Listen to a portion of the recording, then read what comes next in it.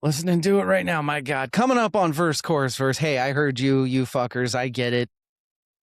Don't drink so much and just talk about one song. Hey, look, a little bit of nervies when talking about Radiohead, but that's okay. Coming up on Verse, Chorus, Verse after OK Computer, Tom York, he couldn't do it anymore. He couldn't play guitar. He couldn't write. All he would do was sit at the piano and nothing came to him. A little bit of writer's block. His band had made what a lot of people are calling the best album of the decade, maybe even more than that. And he just couldn't make another one. He described it as a total creative paralysis. And out of that paralysis, out of the complete inability to do things he had always done, Kid A. It's either the most important album of the 2000s or 90s, depending on how you count. We're doing Kid A and Amnesiac today, both of them, and it's going to take a while. That's next.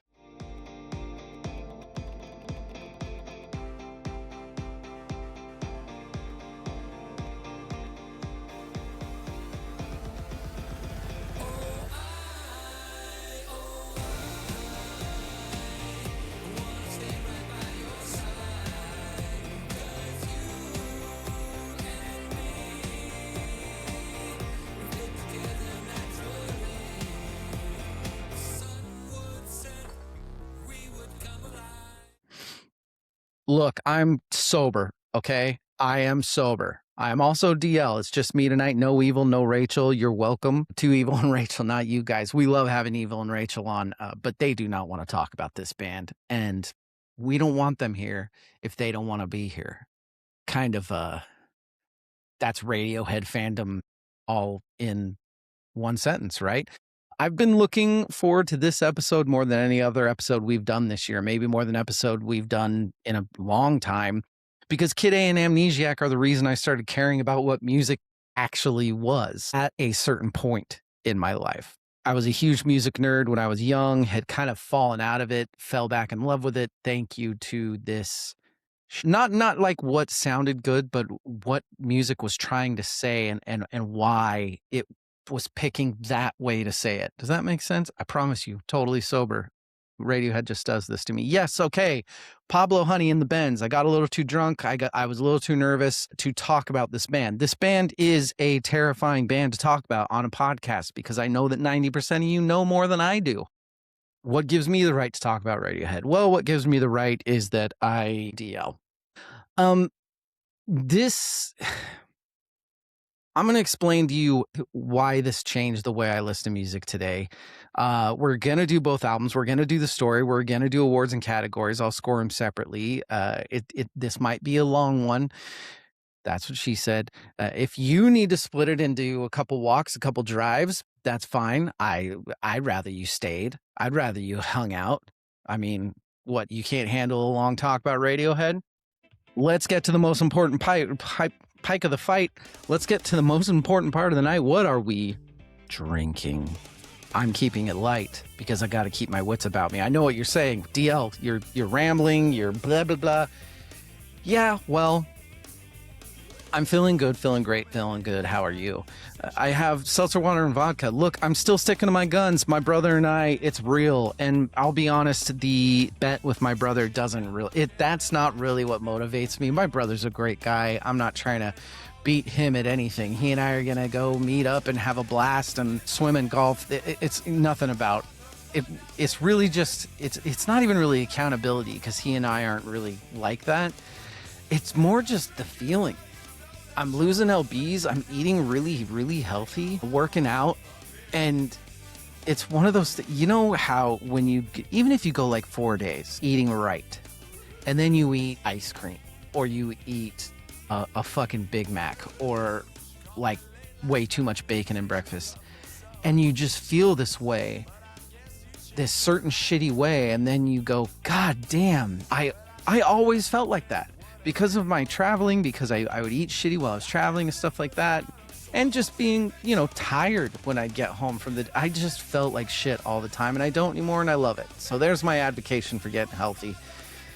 It's really stupid and simple, but you're not going to feel shitty anymore. Take it from the guy who doesn't feel shitty anymore. I will say that this age, the hangovers are worse, though. If I have more than like 2 drinks and I'm eating right, my hangovers bad. Okay. Seltzer water and vodka. That's what I'm drinking. I still imbibe every now and then, but I'm just watching calories. I'm eating right. I'm working out.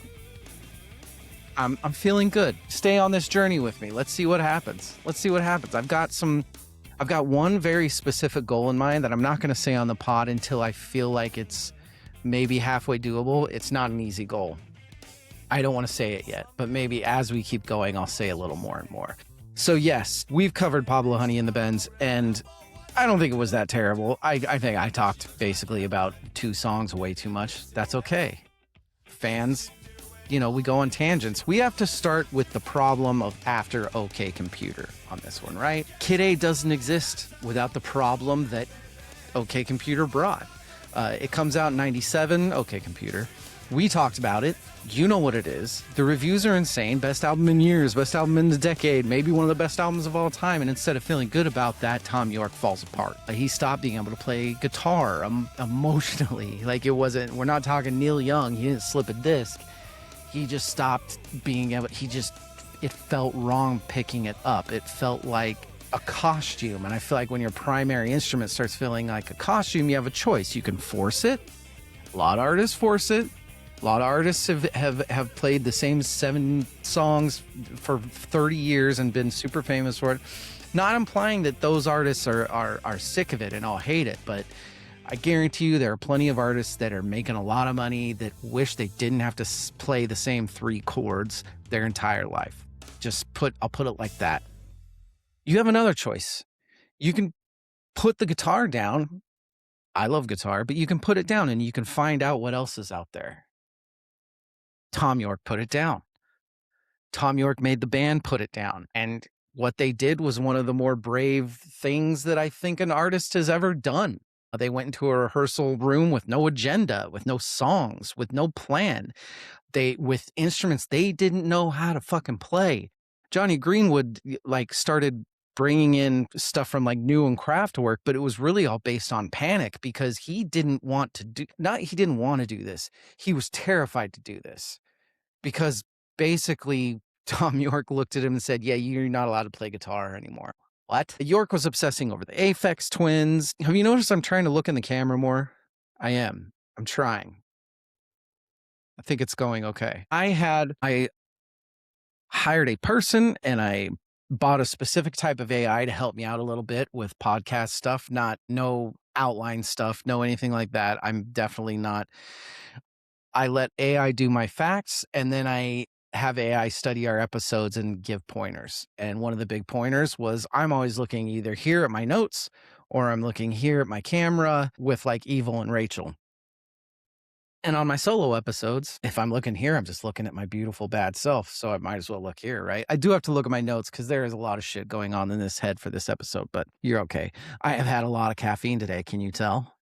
Hey, look, I have to OD on something. You guys won't let me get drunk when I'm talking Radiohead. I might as well do this.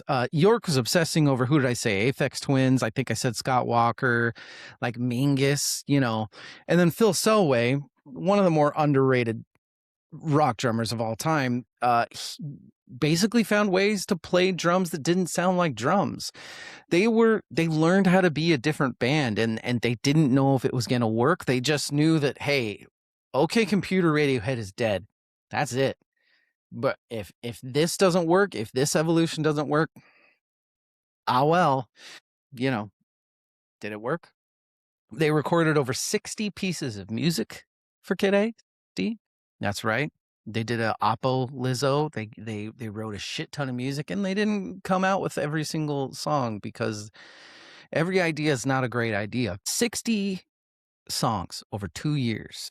They did this in Oxfordshire and in Paris and in I think it was Germany, something like that. Copenhagen, I think. They did it with Nigel Godrich, who had been with them since Pablo Honey, and basically calling him a producer, as you know, undersells it. He's the 6th member of Radiohead, basically. It's similar, so many similarities to the Beatles with these guys. Am I right? Out of those 60 tracks, Kid A, 14 tracks, 50 minutes, 45 minutes, something like that. And then they just kept going. They weren't done. So a lot of stuff from the cutting room floor, and a little bit of new stuff became Amnesiac.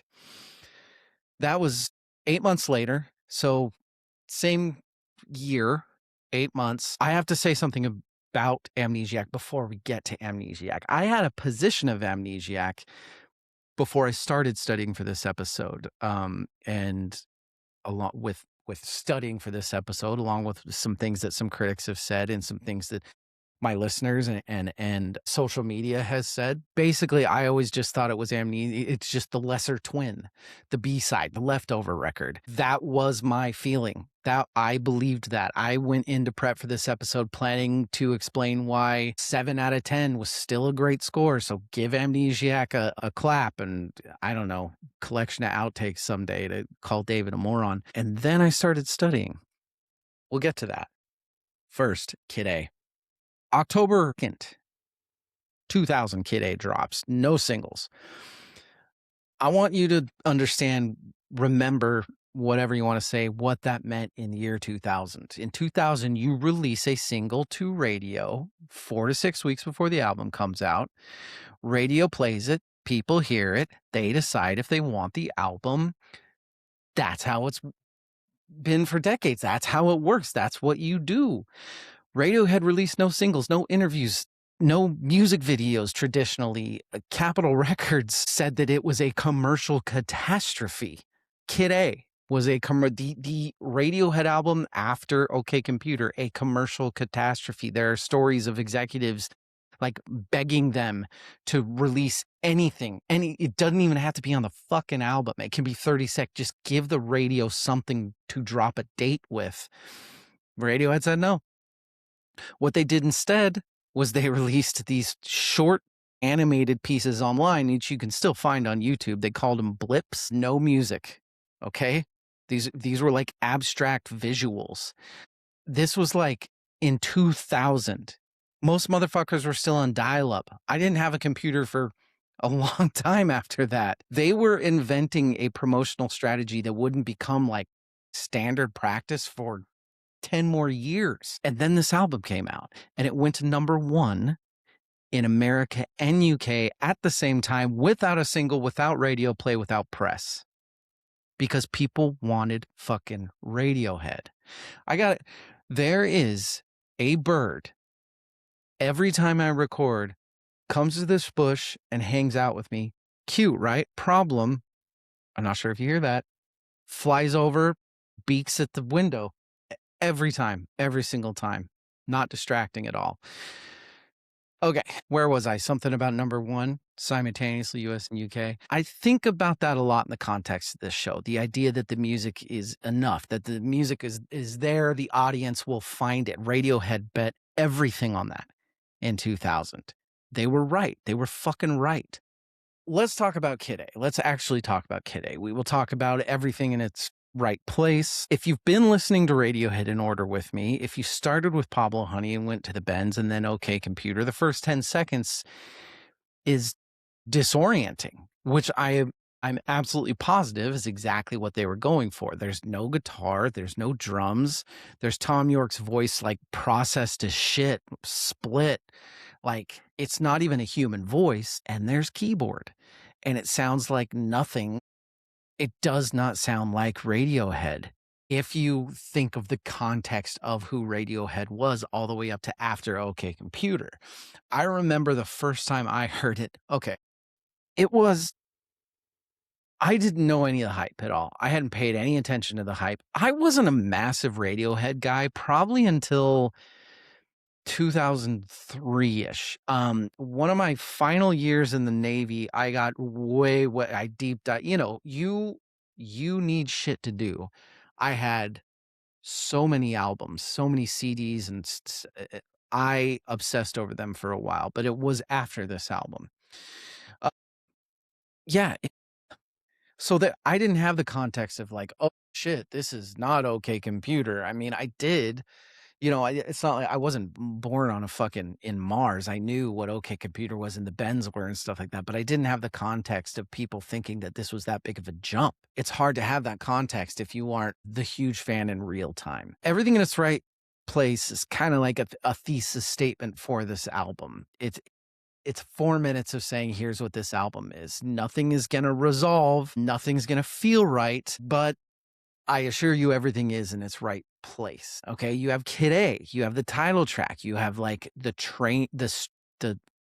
strangest, you have the strangest choice for a title track in rock history. It sounds like a lullaby from fucking Venus.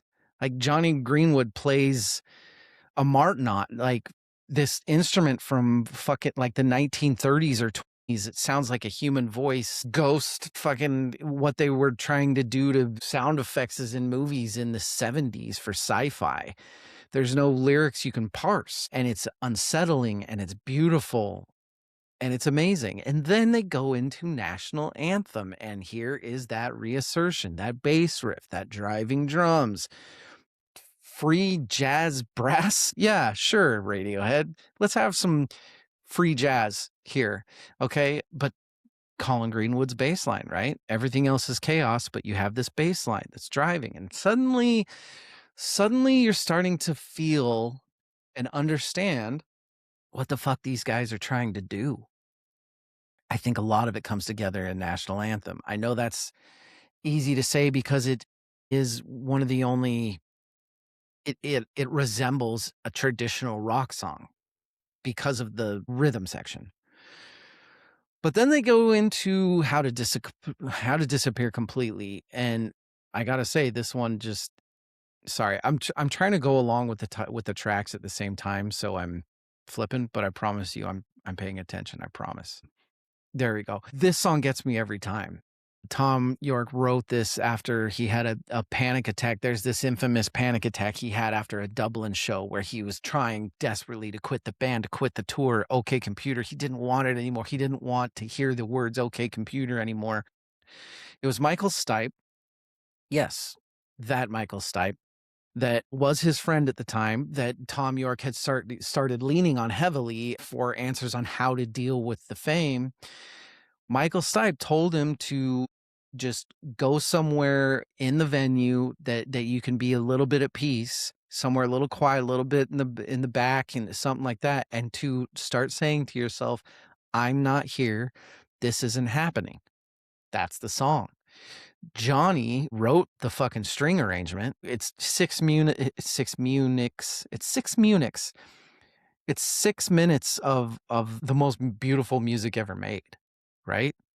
Tree Fingers is the ambient interlude. If you are a true verse, chorus, verse fan, you know that we did our first episode. I'm getting too far away from them. I'm getting too cocky here. Sven Knutson, dear old friend Sven. I don't even know how many of you know Sven. Sven and I were the beginning of this podcast. I asked Sven to do a podcast. He said, yes, dear old friend. We did it for a couple years. We brought in Evil and Rachel, and Sven did the piece out like any true musician does. We still love him. That's not the point. The point is, episode number 1 is Stevie Wonder and Radiohead, and yes, Kid A. The first episode of this was a good old-fashioned album exchange. It was the whole point of this pod that I wanted to do was Sven and I had been in love with music for so long, but we came from kind of not different, but actually we both studied jazz together. We both were in bands together for years and years and years, but we both had very different taste.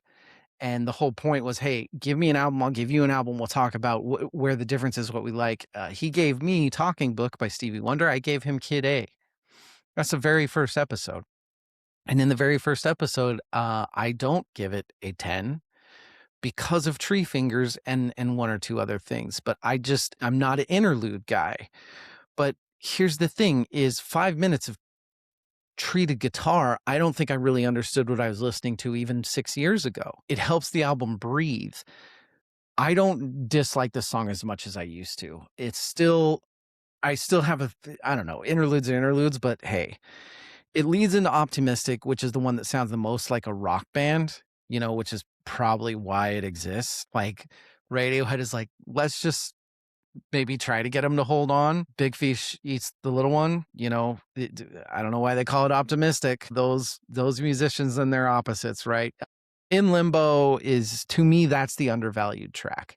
It sits between optimistic and Idiotech. It gets overlooked. It shouldn't. Speaking of which, we get to Idiotech, the song that just shouldn't exist. So if I remember correct, Johnny Greenwood put together a shit ton of like samples and stuff. This was from, where was it? Paul Lansky, sample from Paul Lansky's 1973 computer music piece. And Johnny Greenwood, I think it was Johnny, maybe it wasn't Johnny. Sorry, Radiohead. You tell me who it was. Okay, fuckers.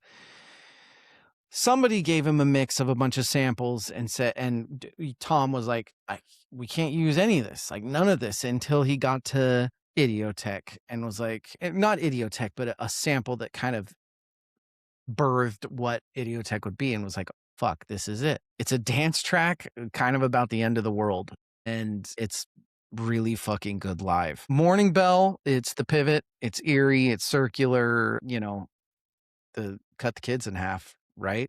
In a very calm voice that's not disturbing at all. Into Motion Picture soundtrack, which is the closer. You've got your harp and your harmonium.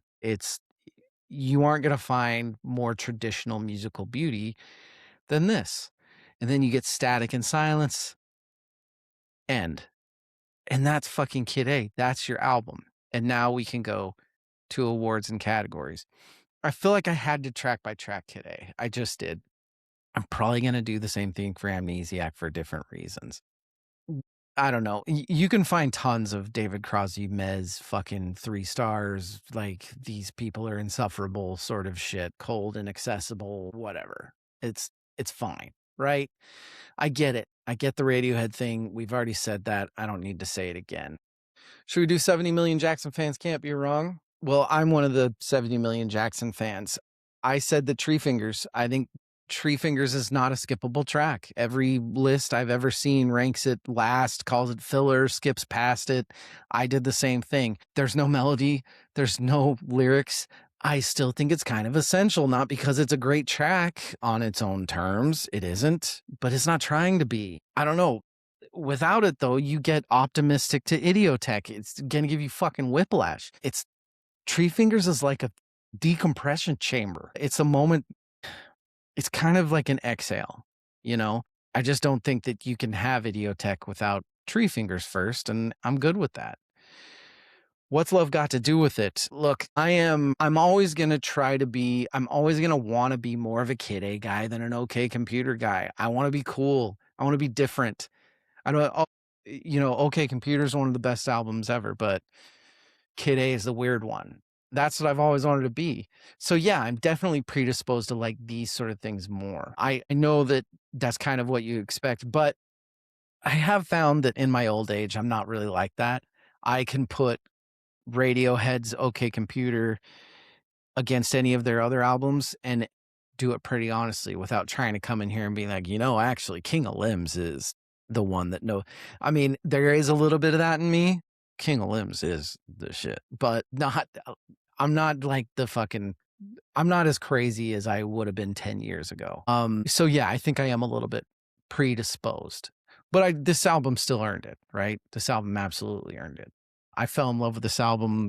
I had a rather good experience using some extracurricular organic things that grow in the forest or cow dung or whatever you want to say. Probably one of my best experiences with any form of substance thanks to this album. Sorry, Mom. The Ozzy Osbourne Bathead Award. The Ozzy Osbourne Bathead Award. I've said it. No singles, no interviews, no videos, commercial suicide. Commercial suicide. No single.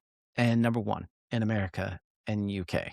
If you ever want to make the argument that great music finds its audience, Kid A is the example. DMX Mark Lanigan Award. What makes them unique. What makes them rock stars? 5 people who could each have had significant solo careers. They could have gone off and done this and that or been pissed off, or Johnny could have said, fuck Tom, because I like my guitar and he can't just rip that out of my hands. They stayed a band.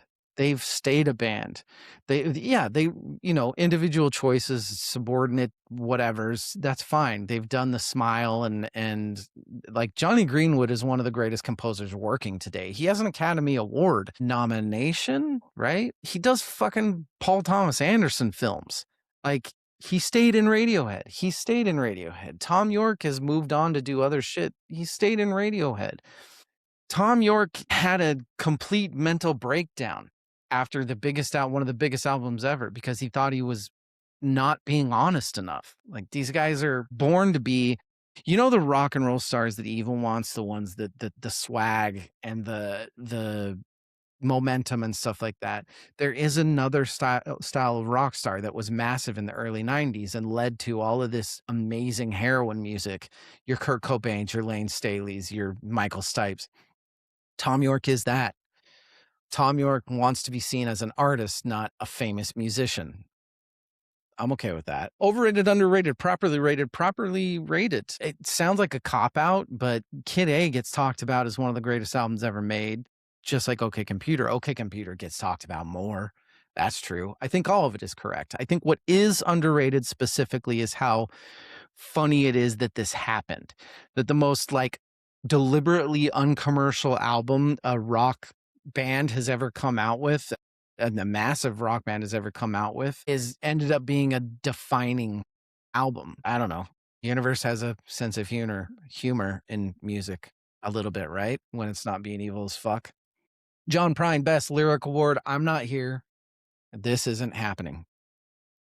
I already said it, right? Written at 3 a.m. because he was terrified to go on and play. Disassociation, avoidance, whatever. Tom York doesn't really pick. He just lets every depression angle hit, and he's there. John Popper, Best Hook Award. It's Colin's line in National Anthem. He plays one of the all-time great bass lines, and then they put that fucking brass in there. But it's that fucking dirty, nasty, ugly bass. It just, man, it is the fixed point. There's no melodic hook in that. It's gravity that pulls you there because of the rest of the music. The Eddie Van Halen Award, the string arrangements in How to Disappear Completely. Johnny wrote it for he was going for Kubrick Shining type thing, which is who's the Polish composer? See, I'm not an idiot. Penderecki? I don't. He was taking shit from everywhere, but he was mostly trying to sound like The Shining. Not as a gimmick, but because it's what it's needed, and it was, and it's rad. The strings don't, I don't know, it's like this lack of warmth kind of thing. It's such a technically hard thing to do while you're writing, and he did it. He did it at 28. This is something that a 60-year-old should do. The Surfer Rosa Award, it's so deliberately sequenced, you can tell. Opens with no familiarity at all. Then groove, then beauty, then breath, then, I think it's really, really well sequenced. Yeah, the album just stops. I love that too. Time of Your Life Award, what is the worst track on this album? What is the most, I have to go In Limbo. I know that it's easy to say the ambiance song or Morning Bell is maybe trying to do something that I'm not sure completely belongs on this album, but In Limbo, I think it's an amazing song. Look, it's picking a least favorite track on a Kid A album, right? Yeah, I think it's In Limbo. It just, where it is super undervalued, but it's a transition from one thing to another as a regular song.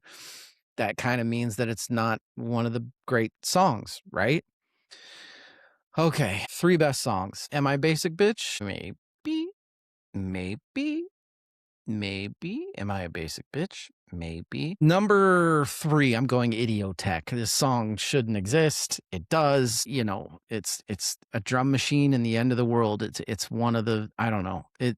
It just works, and it shouldn't have worked. It shouldn't have even been made. They're lucky that it was. It's awesome. My number 2 is How to Disappear Completely. It was really hard leaving soundtrack off this, and Everything in Strikes Place, by the way. But I think How to Disappear Completely is one of the most beautiful things that they've ever recorded. With the strings, the lyrics, York's voice doing York things that only York can do. I'm not here. This isn't happening. That punches you in the gut if you have 2 ears and a heart.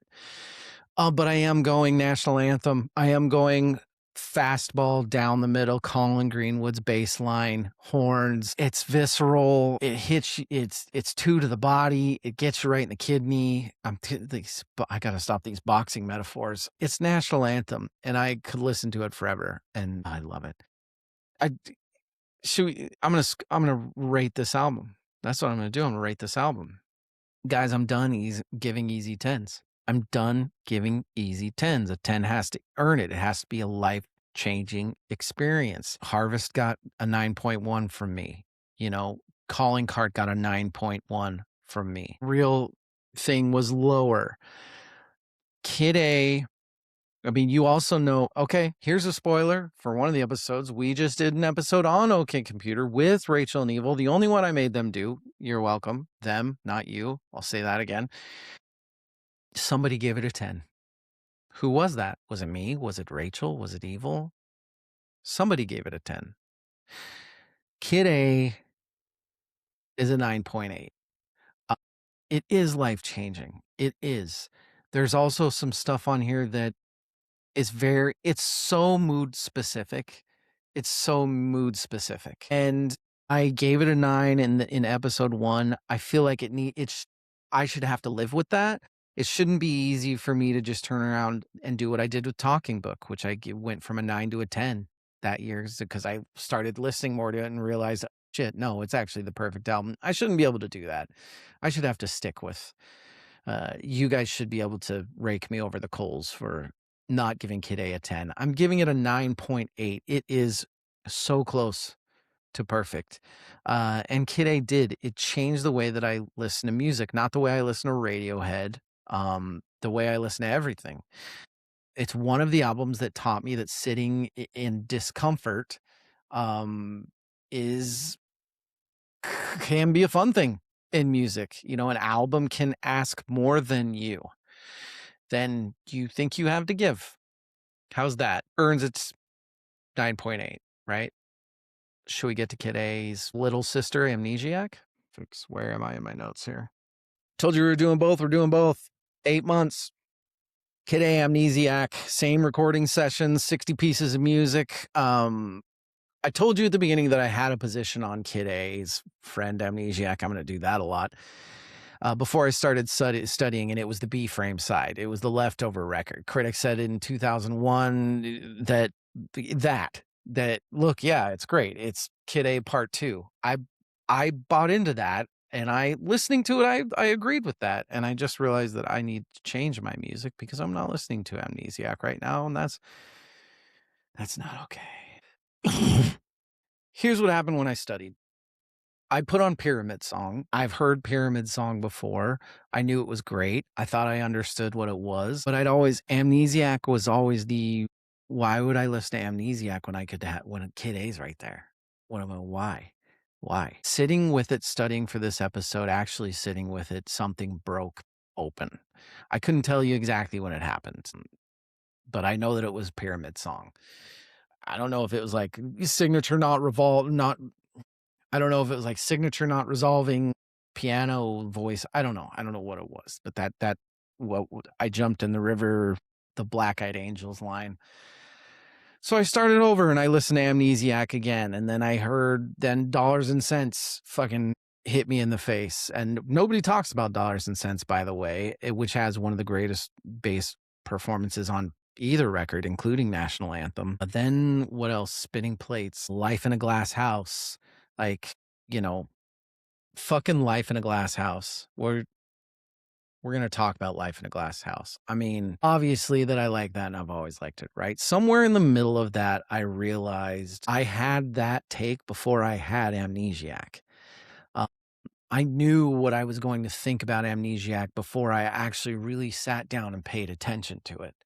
Because I do get a little bit obsessive and I do get a little bit of, Kid A is my this and it's not Amnesiac and I was wrong. I was not completely wrong. Kid A is a more perfect object, but the what would you call it in Kid A? Like editorial discipline is way better than it is in Amnesiac. But that doesn't make Amnesiac a lesser album. It's just different. It really is what you say to like there's your successful kid and your unsuccessful kid and your uh Kid A sounds like somebody desperate, leaving, uh, lost. Amnesiac sounds like somebody that's been there and is kind of like coming back somehow or trying to at least. This is not a B-side album. This is something that's fighting hard. Amnesiac, 2001. Yeah, that's the only notes that I have because it's the same fucking producer, it's the same people, it's the same everything, right? Um, Amnesiac is strange. It's stranger than Kid A. Not in a bad way. There's different qualities. Kid A with withdraws, and Amnesiac kind of I feel like Amnesiac gets in your face, and not just with like the obvious stuff, like the I might be wrong and the abrasive, backed by the just badass guitar. I think it's more willing to be uncomfortable in its own skin, little more confidence in it, I think, with the exception of Pyramid Song, which is close. I mean, Pyramid Song is as close to pure beauty as motion picture soundtrack and that sort of thing. But you have Polk, Pole, Revolving Doors. That's like Tom York singing over a malfunctioning machine.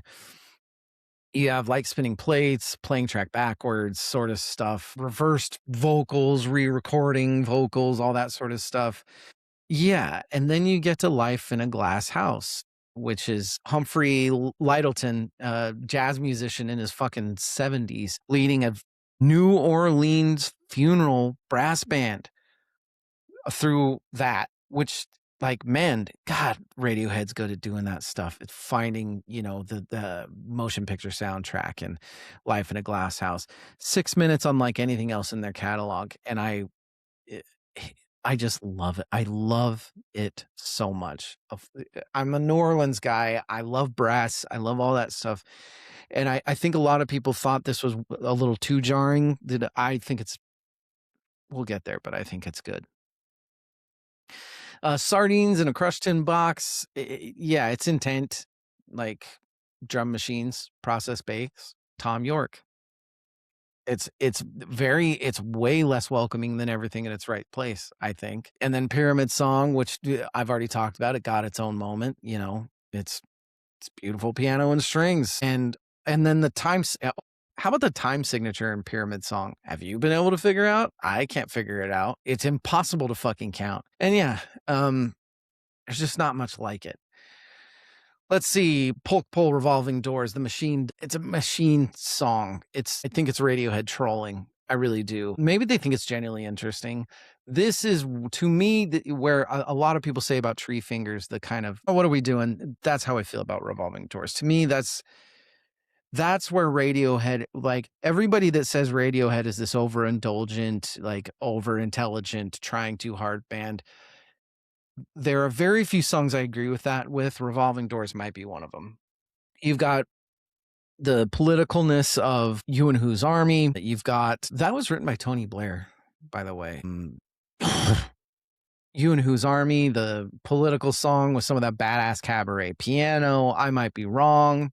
Hey, it's a guitar song. Yay. It doesn't sound like Radiohead guitar historically. If you're looking at this point back, it sounds like someone relearning it in like the best way. It's like dirty Southern blues guitar kind of just that riff. And then maybe the little bit towards the end is gentler and a little more Radioheady, but still It's very different. Knives Out was actually a single, and yeah, it is the most accessible track on the album. It's gorgeous. The coda's amazing.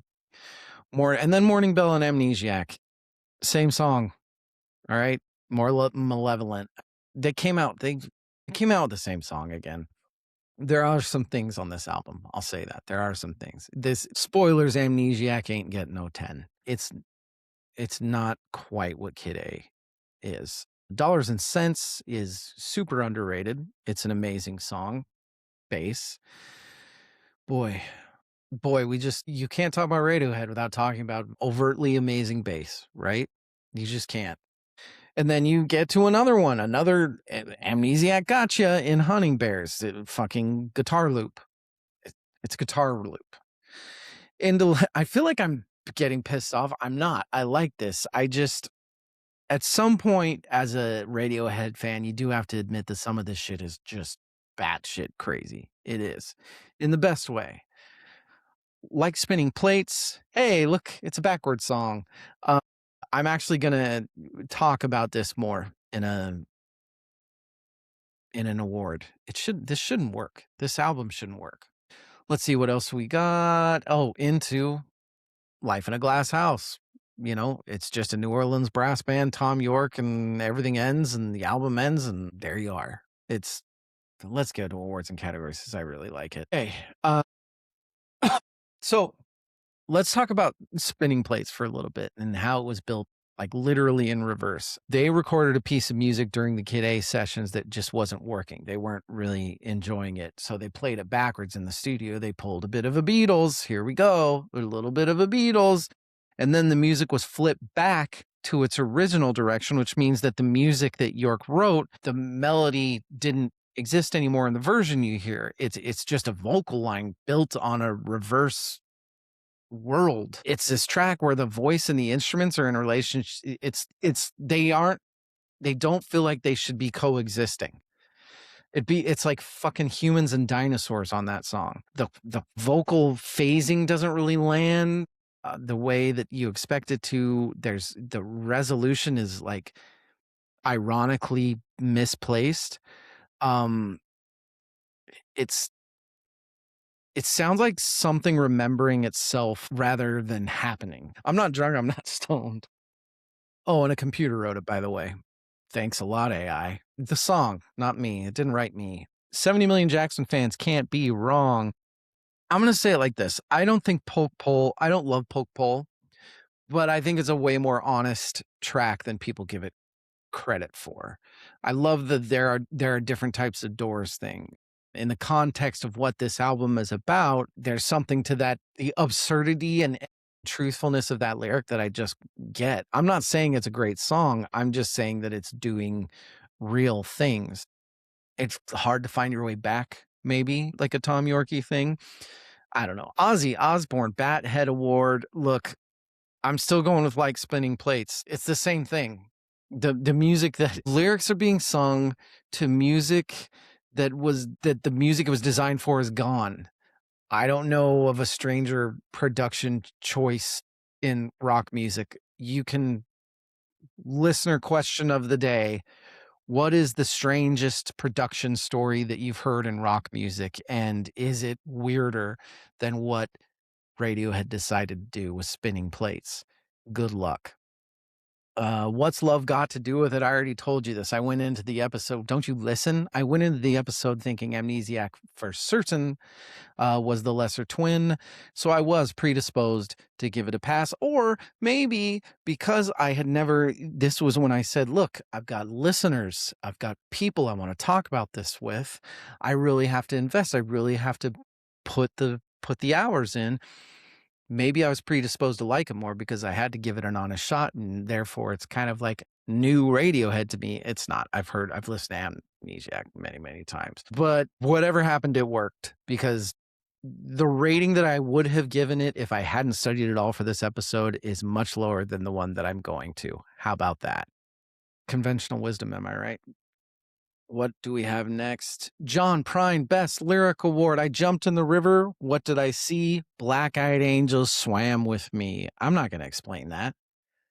You don't deserve to be. I have no idea what he's fucking saying. I think it's like a space between a dream or near death experience sort of thing, like we were talking about. Oh, what album were you? System of a Down? Was it System of a Down? We were talking the in between, something like that. Um, Go listen to Pyramid Song. You tell me what it means, for fuck's sake. I don't know.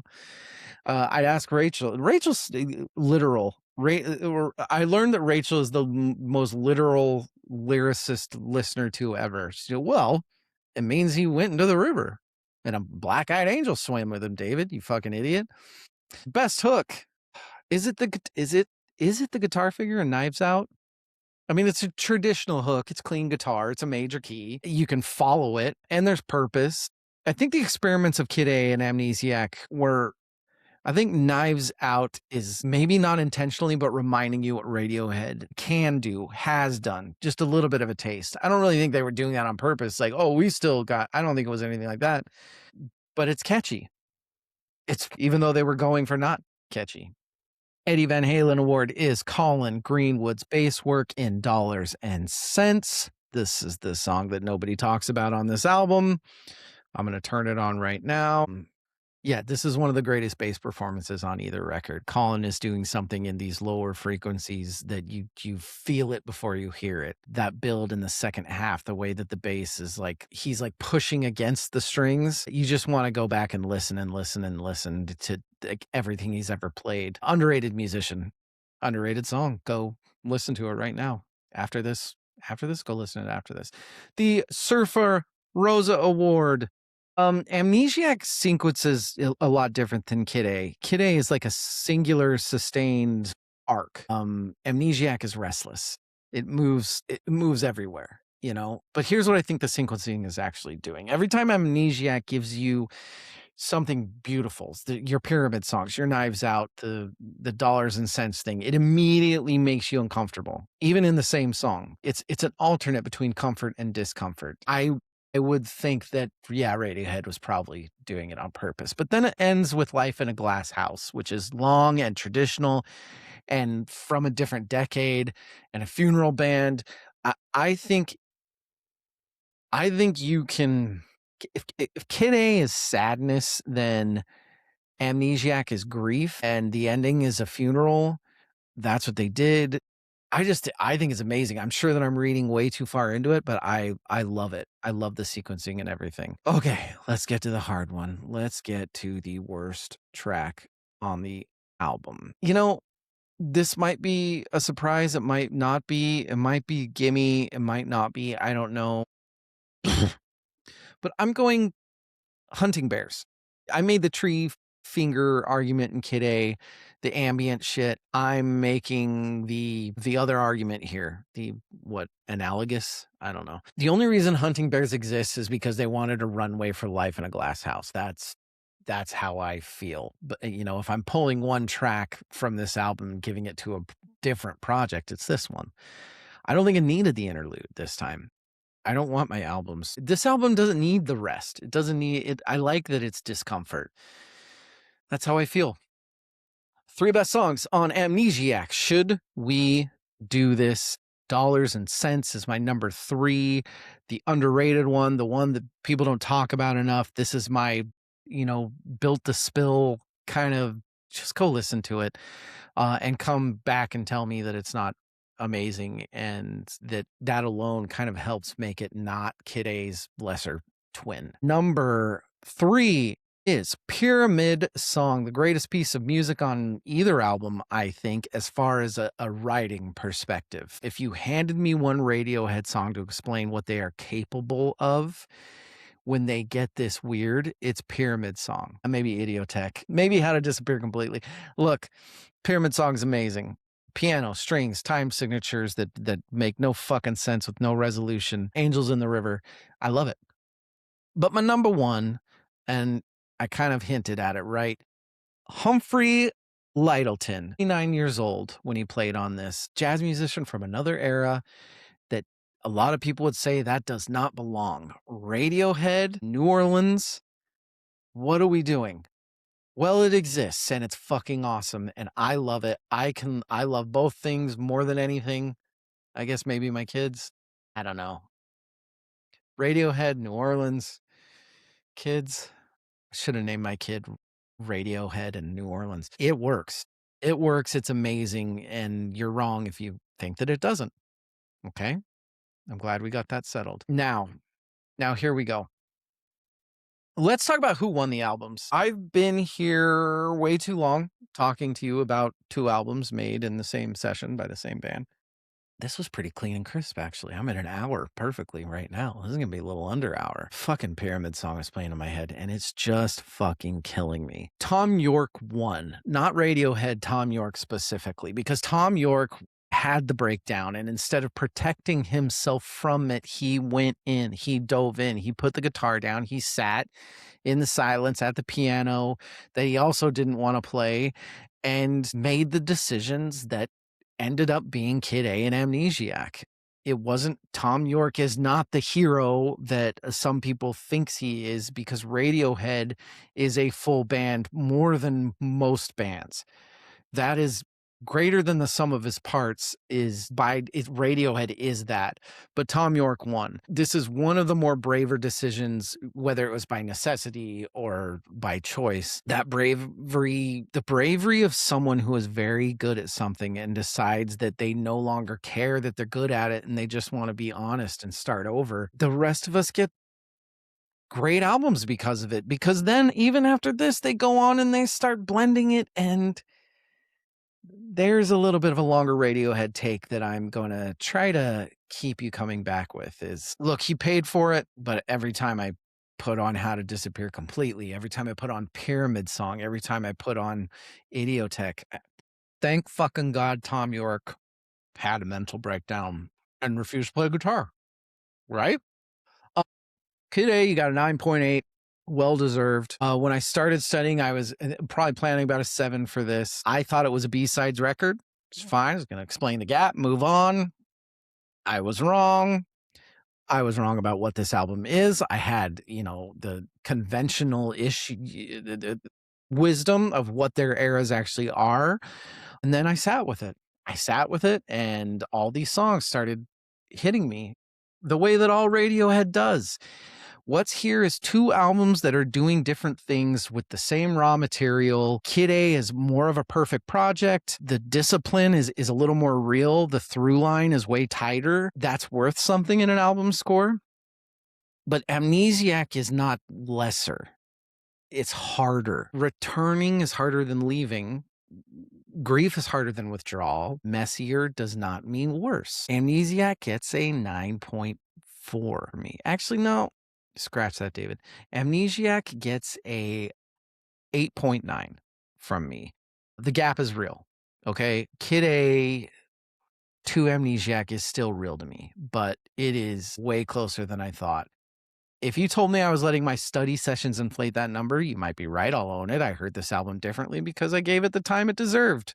Maybe that's the point. That's it. Kid A and Amnesiac. I have to rate the album so far, don't I? Best to worst, look, I'm going OK Computer, Kid A, The Bends, Amnesiac, Pablo Honey. But we're not doing best, we're doing favorites, aren't we? We are doing favorites.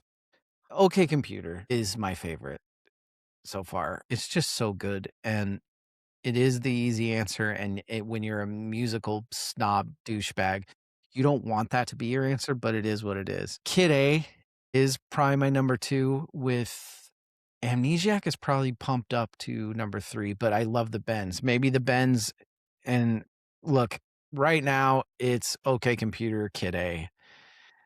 And then the Bends and Amnesiac, Pablo Honey. And we're not surprised by that, are we? But wait, just wait. We're not done covering Radiohead, and I promise you, the hot takes are coming. I do this show because to me, music matters. To you, music matters. Not in the abstract, in a way that certain albums can change your life if you listen to them at a certain point. And Kid A is one of those albums for me. I heard it at a moment where I needed to be reminded that you could do something new with what you knew how to do or other than what you knew how to do. You could take your instrument whatever your instrument is and put it the fuck down and go to something different. It doesn't matter if you're 18 or fucking 60. You can. And I almost let someone else's take on Amnesiac kind of control what I thought without really fully giving Amnesiac a chance. And I've owned it and I've listened to it, but I always just had that in the back of my head. Don't let that happen to you with any album, with anything. Sit with things longer than you need to. Don't be in a rush. If you get there, you get there. If you don't, you don't. Firstchoruseverse.com. Tell a couple friends. We love you. Go listen to Life in a Glass House. Good night and good luck. I mean, it's so good, right? It's so good. Okay, for real. Good night and good luck.